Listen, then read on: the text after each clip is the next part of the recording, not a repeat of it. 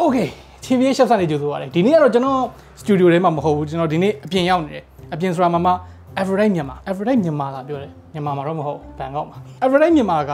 အခုဘန်ကောက်ကနေပြီးတော့မြန်မာနိုင်ငံကို laptop တွေရောင်းပေးတယ်ပေါ့နော်အဲ့ဒီထဲမှာမှ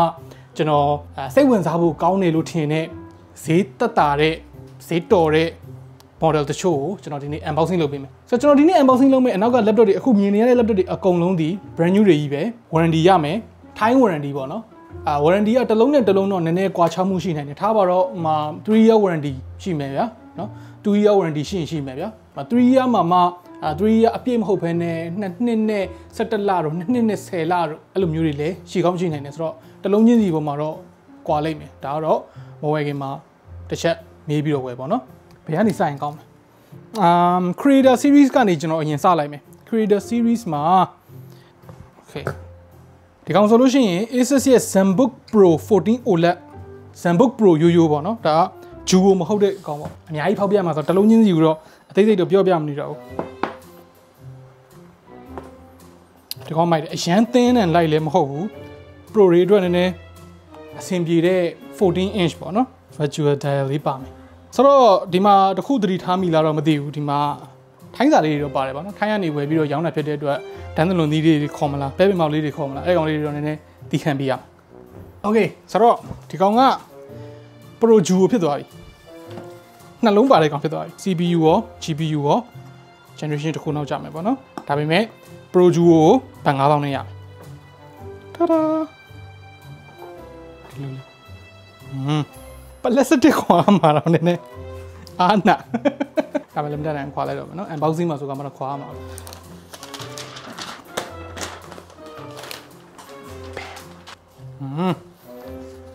ဒီကတော့ခင်ဗျားတို့လည်းမစိမ့်ပါဘူးဒီ model ကတော့ကျွန်တော်လည်းခဏဒီကောင် showcase လုပ်ဘူးတယ်တခုပဲဒီကောင်ဒီ laptop မှာတခုလေးပဲအကျဉ်းသားယူရမှာဒီ keyboard ကအောက်ရောက်နေတဲ့ကိစ္စပေါ့နော် wrist rest မရှိတော့နည်းနည်းလေးတိုင်ပက်တယ်ကျန်တဲ့ဟာတော့ဘာမှပြောစရာမရှိဘူးအကုန်မိုက်တယ်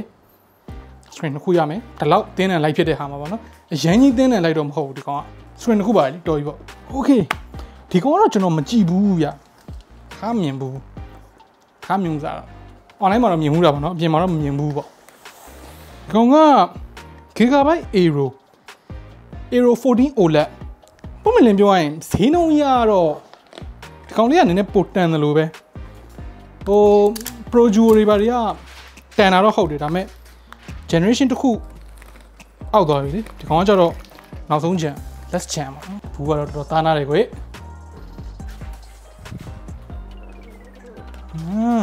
မပြင်း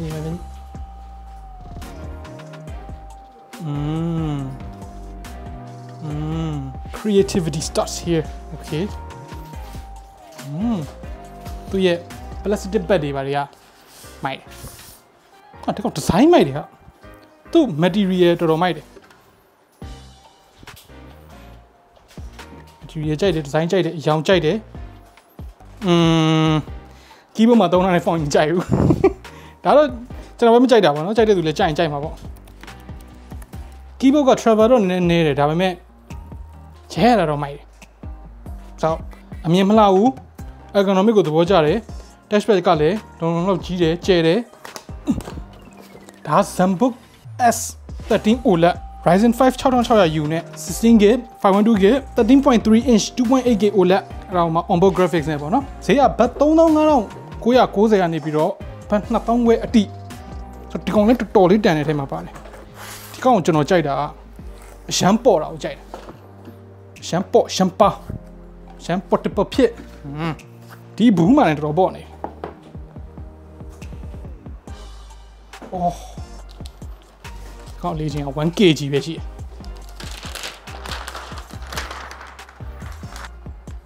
စွမ်းနေကြဒီလိုတင်ပြီးတော့လက်ပေါ်မှာလှည့်တယ်ကောင်းမလှည့်တယ်လို့မလှည့်တော့ဒီလိုဆုံးထိလဲချိုးချလို့ရတယ်ကောင်းပါဒီကောင် VivoBook Pro 14X OLED 49,900နေပြီးတော့32,000ဒီကောင်လည်းအဲ့လိုပဲ generation တစ်ခုနောက်ကျတော့ဖြစ်တဲ့အတွက်ဈေးကပိုးစိုးပါးစက်ရောက်သွားပြီ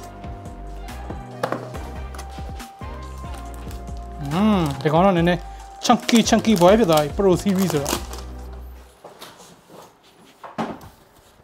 VivoBook Pro ရဲ့ design aesthetics က sound မိုက်တယ်ဒီအလိမ်မွန်းအောင် accent လေးထည့်ထားတဲ့ escape key လေးတွေဒီမှာ design လေးတွေဖော်ထားတဲ့ enter key လေးတွေအဲ့ဒီမိုက်တယ်ပြီးတော့ဒီ lid က design လေးရော port တွေလည်းအစုံလင်ပါတယ် okay ဆိုတော့ creator series တွေကတော့ဒီလောက်ပဲgaming method ဆိုတော့ gaming ကိုတော့ကျွန်တော်ပုံစံလေးနဲ့ပြောင်းထားတယ်ခုနလိုမျိုးတစ်လုံးချင်းစီထောက်ပြနေမုတ်ချုပ်သွားလိုက်မယ်ဆိုတော့ဒီလိုလေးအရင်ကြိုပြင်ဆင်ထားတယ်ပေါ့နော်ပထမအဆုံးလှည့်ကြတဲ့ကောင်က ROG Strix G Strix G မှာG16 ပေါ့နော်16လက်မှာ version MSRP ကဒီမှာ 54,900 ဒါကို 5,000 နဲ့ရမယ် mid range entry mid range laptop ပေါ့နော် gaming laptop ပေါ့ size ပါညာတော့ဒီမှာမြင်ရတဲ့အတိုင်းပဲ construction လေးတွေမိုက်တယ်။ဒါကတော့ ROG design ပါပဲ။ဒါမှရှင်းပြနေကြမလို့ပါဘူး။ ROG တွေအကုန်လုံးက design ကလည်းဒီပုံစံပဲ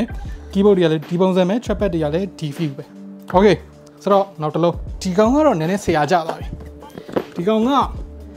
Scar 17ကိုမှ Ryzen 9 7945HX ဒါ gaming laptop တွေထဲမှာ CPU အကောင်းဆုံးကောင်ပေါ့နော် 89,900 အဲ့ဒါကို 8,000 ဆိုတော့ 1,000 သက်သာတယ် 10 သိန်းသက်သာတယ်ပေါ့နော်အဲ့လိုပြန်တွက်ကြည့်လိုက်ရင်တော့အားရစရာကြီးဖြစ်သွားတာပေါ့ခေါင်းကြီးကတော့ကြိတ်ကြီးဖြစ်ပါတယ်တော်တော်လေးပါတယ်ရှေ့မှာLED light strip ပါမယ် board စီကနောက်မှာပါမယ်ဘေးမှာပါမယ်Ooh la la. Ta-da. ပြောရင် 4090 နဲ့ 4080 နဲ့မှာကျွန်တော်က 4080 ကိုနည်းနည်းပိုအားပေးတယ်4080ရဲ့ဒီ price point ကပို့ပြီးတော့ကောင်းတယ်လို့ခံစားရတယ်ပေါ့နော်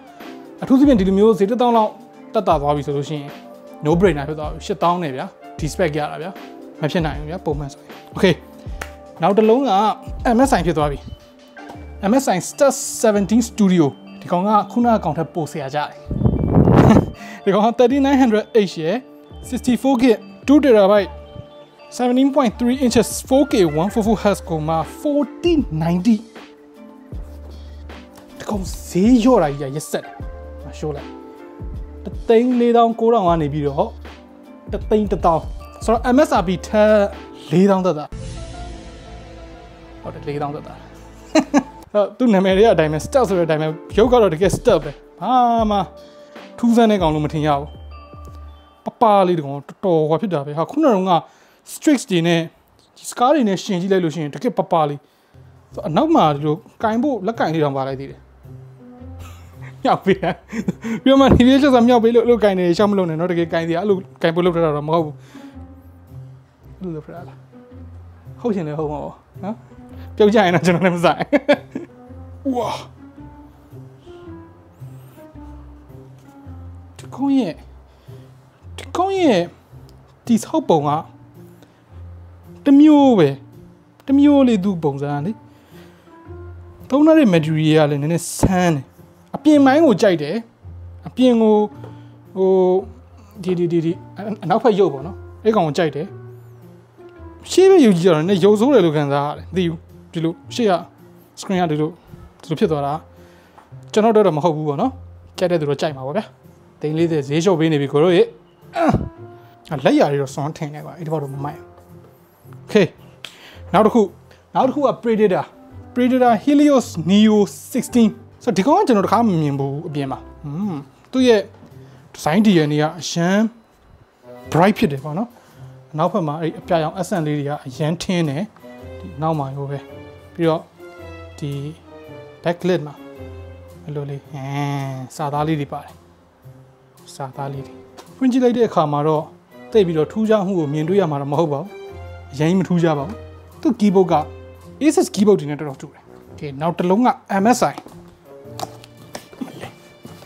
laptop ထုတ်ပြီးတဲ့တော့မှ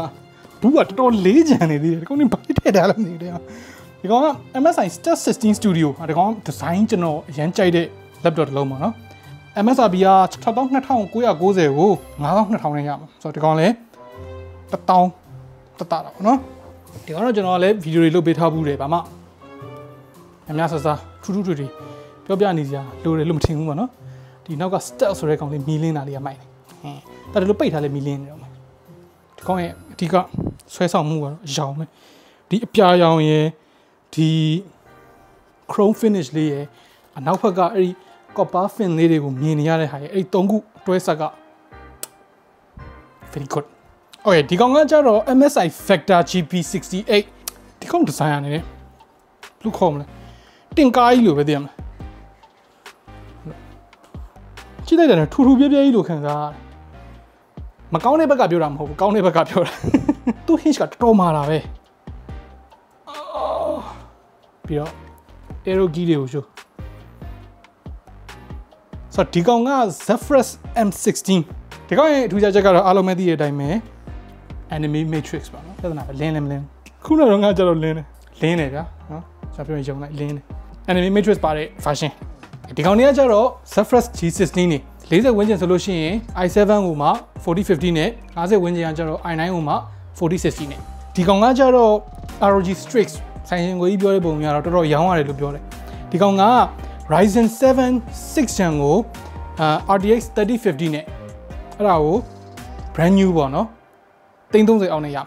ယ်ဒီကောင်တွေကကြတော့ Predator series တွေသူတို့မှလည်းထုံးစံတိုင်းပဲ range တွေမျိုးစုံရှိတယ် Core i5 range ရှိမယ် Core i7 ရှိမယ် Core i9 ရှိမယ်RTX 4050 4060အဲ့ဒီဝန်းကျင်တွေပေါ့ okay ဒီကောင်တွေကကြတော့ Asus Step series တွေ Asus Step series ဖြစ်တဲ့အတွက်budget line နဲ့ပတ်နေပို့ရောက်တယ်ပေါ့နော်Core i7 11 Gen ကိုမှ3050 Ti နဲ့ဆိုလို့ရှိရင်20ကျော်ကြမယ် Ryzen 7 7 Gen ကိုမှ RTX 4050နဲ့ဆိုလို့ရှိရင်30ဝန်းကျင်ကြမယ်configuration အသေးစိတ်အတိအကျသိချင်လို့ရှိရင်တော့ထုံးစံတိုင်းပဲ description ထဲမှာ link ရှိတယ်အဲ့မှာတောင်းမေးလိုက်ဆိုတော့ HP Victus တွေကလည်း budget line နဲ့ထဲမှာတော်တော်လူကြိုက်များတယ်လို့ပြောတယ်သူကRyzen 5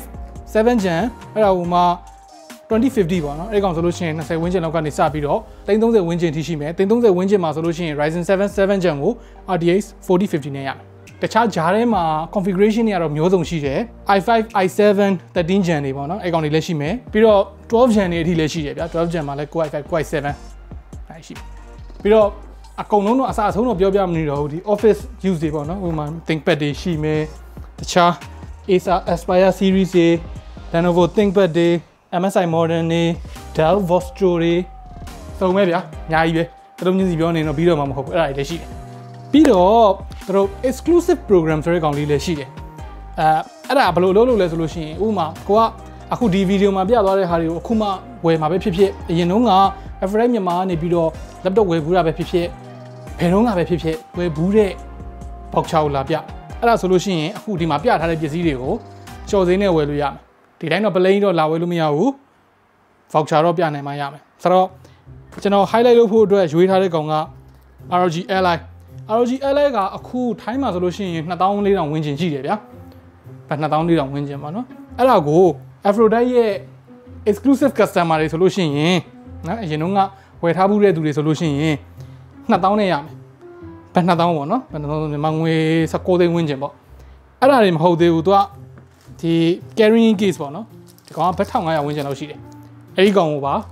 တခါလေဘယ်2000နဲ့မှပါပြီးသားဆိုတော့2500 2600လောက်တန်တဲ့ဟာကို2000နဲ့ရတာပေါ့ကျန်တဲ့ mouse လေးတွေ keyboard လေးတွေမှာပုံမှန်ဆိုလို့ရှိရင်ဒါပေါ်တော့ mechanical keyboard တစ်လုံးရှိမယ်ဗျာနော်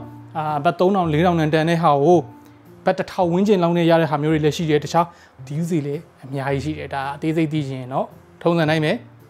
description မှာ link ရှိတယ်သွားမေးအဲ့ဒါလေးအကုန်လုံးသိနေတော့မှကြောင်ထဲမှာဒါလေးတစ်ခုတွေ့လို့ဒီကောင်ကတော့အားလုံးပဲရှင်းပြနေကြမလို့ပါဘူးမိတ်ဆက်ပေးနေကြမလို့ပါဘူး Microsoft Surface Laptop Studio စွမ်းဈေးကြီးတဲ့ကောင်လေးအဲ့ဒီကောင်ကပုံမှန် MSRP ဈေးက61,990အဲ့ဒါကိုအဲ့ဈေးနဲ့ရတာ just say လေးပဲ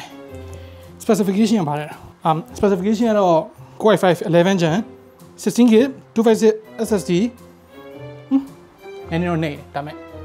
များကြီးသက်သာတယ်ဆိုတော့သူတို့ကလက်လီပဲရောင်းတာမဟုတ်ဘူးပေါ့နော်လက်ကားလိုချင်တယ်ဆိုလို့ရှိရင်လည်းဥပမာအဖြစ်ရုံးနေတို့ private school တွေတို့เนาะဆေးရုံတွေတို့ company တွေတို့ အဲ့ဒါမျိုးတွေမှာထားပါတော့10လုံးလိုချင်တယ်15လုံးလိုချင်တယ်ဆိုလို့ရှိရင်ဝယ်ရုံမဲမဟုတ်ဘူးအပြင် maintenance service လိုချင်တယ်ဘာညာဆိုလို့ရှိရင်လည်းအဲ့ဒါအတွက်ကိုteam နဲ့တက်ရှိတယ်တခါတည်း one stop service ပေးမှာပေါ့နော်ပြီးတော့ Aphrodite မြန်မာအယောင်ကြီးပဲမဟုတ်ဘူး तू ကငှားလဲငှားသေးတယ်ဒါပေမဲ့ငှားတာတယောက်ချင်းစီတော့မငှားဘူးပေါ့နော်ခုနကတော့ကျွန်တော်ပြောခဲ့သလိုမျိုးပဲအလုံးအများကြီးတွေလိုချင်တယ်ပေါ့ဟိုမှာတစ်လလိုချင်တယ်နှစ်လလိုချင်တယ်အဲ့လိုမျိုးလနဲ့လဲငှားသလိုပွဲတွေပါတယ်လေသူတို့ရတယ်ပွဲတွေပါတယ်အတွက်ရက်နေပေါ့နော်အဲ့လိုငှားမယ်ဆိုလဲရတယ်ဆိုတော့မိကုန်းတစ်ခုထုတ်เสียရှိတာပေါ့နော်ဘာကိစ္စဒီလောက်ပစ္စည်းတွေက MSRP နဲ့ဈေးရမ်းกว่าနေရတယ်ဘာလို့လောက်တက်တာနေရတာလဲအစ်စ်လို့လည်းပြောသေးတယ်အစ်စ်ဈေးလည်းမဟုတ်ဘူးဘာဖြစ်တာလဲဆိုတော့အဓိကတော့အခုလောလောဆယ်ကဒါထိုင်းမှာတစ်နှစ်လုံးမှာအကြီးဆုံး promotion ချတာပါเนาะ year end promotion ချတာအဲ့ဒီကအလုံးလေးဆွဲထားတာပေါ့ပြီးတော့နောက်တစ်ခုမေကုန်းထုတ်စီကတည်ယူပို့ဆောင်စီပေါ့เนาะပြီးတော့ဘယ်လိုပို့မှာလဲဘယ်လိုဖြစ်မှာလဲအဲ့ဒါဆိုကျွန်တော်ကအခုဘန်ကောက်မှာလေဘန်ကောက်မှာပစ္စည်းတွေရှိနေတာဘာလို့လုပ်ပြီးမြန်မာနိုင်ငံကိုရောက်မှာလဲဆိုတော့မြန်မာနိုင်ငံမှာကဆိုင်ရှိတယ်ဒီမှာကျတော့ကိုတောင်ရှိတယ်ပဲပြောရမလားပေါ့နော်အဲဒီမှာပစ္စည်းတွေရှိတယ်ဒီကနေပြီးတော့မြန်မာနိုင်ငံကိုပို့မယ်ဆိုတော့ပို့မယ်ဆိုလို့ရှိရင်ကလမ်းကြောင်းနှစ်ခုရှိတယ်ပေါ့နော်9ရက်10ရက်ကြာမယ်ဘတ်900ကြာမယ်အဲ့ဒါအကုန်လန်းအဲ့လိုမှမဟုတ်ဘူးတမိုးကြီးပစ္စည်းတွေပေါ့နော်စိတ်မချဘူးလေရင်လေးနဲ့မှမြန်မာချက်ချင်းလိုချင်တယ်ဆိုလို့ရှိရင်လည်းအဲကာကိုနဲ့စီစဉ်ပေးမယ်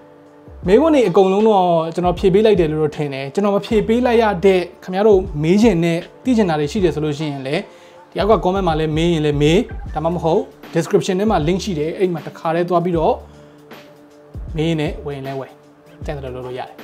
okay ဆိုတော့ခင်ဗျားတို့ရောဒီနေ့ကျွန်တော်ပြသွားတဲ့အလုံးတွေထဲမှာဘယ်အလုံးကိုအတန်ဆုံးလို့ထင်လဲအောက်က comment ထဲမှာဝင်ရောက်ဆွေးနွေးခြင်းခေါ်သွားလို့ရပါတယ်နောက်နေ့မှတွေ့တော့